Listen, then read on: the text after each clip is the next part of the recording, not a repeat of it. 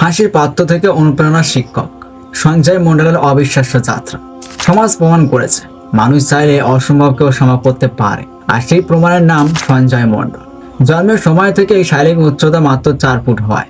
ছোটবেলা থেকে তাকে কেউ বলেছে বেঁটে, কেউ করেছে জোকার বলে উপহাস, অথচ আজ সেই ছেলেই সরকারি কলেজের সহকারী অধ্যাপক, শত শত ছাত্রছাত্রীদের প্রিয় শিক্ষক। বীরভূম জেলার মুরারি থানার ভাদিশ্বর গ্রামে জন্ম সঞ্জয়। প্রথমে সাঁপুয়া প্রাথমিক বিদ্যালয়ে পড়াশোনার সুবিধার জন্য তার বাবা পরিবারকে নিয়ে চলে আসেন শহরের কাছাকাছি ভাদিশ্বর গ্রামে। সেখান থেকে শুরু নতুন সংগ্রাম। 2009 সালে মাধ্যমিক, 2011 সালে উচ্চ মাধ্যমিক পাশ করেন।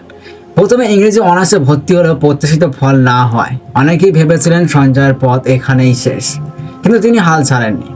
2013 সালে মুরাইরা কবি নজরুল কলেজে বাংলা অনার্সে ভর্তি হয়ে 2016 সালে সাফল্যের সঙ্গে পাশ করেন। তারপর বর্ধমান বিশ্ববিদ্যালয় থেকে 2018 সালে বাংলা MA সম্পন্ন করেন এবং সেই বছরই রাজ্যের সেট পরীক্ষায় উত্তীর্ণ হন। 2019 সালে বিদ্যাসাগর বিশ্ববিদ্যালয়ে MPhil শুরু করে 2021 সালে শেষ করেন।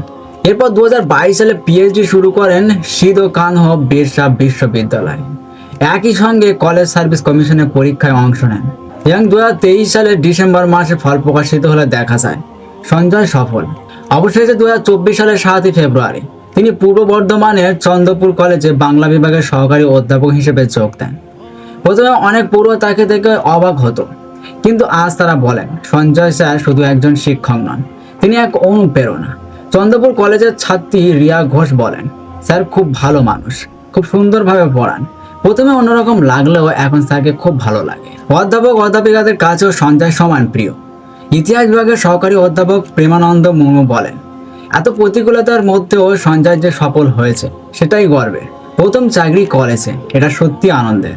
যারা একসময় তাকে নিয়ে হাসাহাসি করত, আজ তাদের সামনে সঞ্জয়ের সাফল্যই সবচেয়ে বড় জবাব।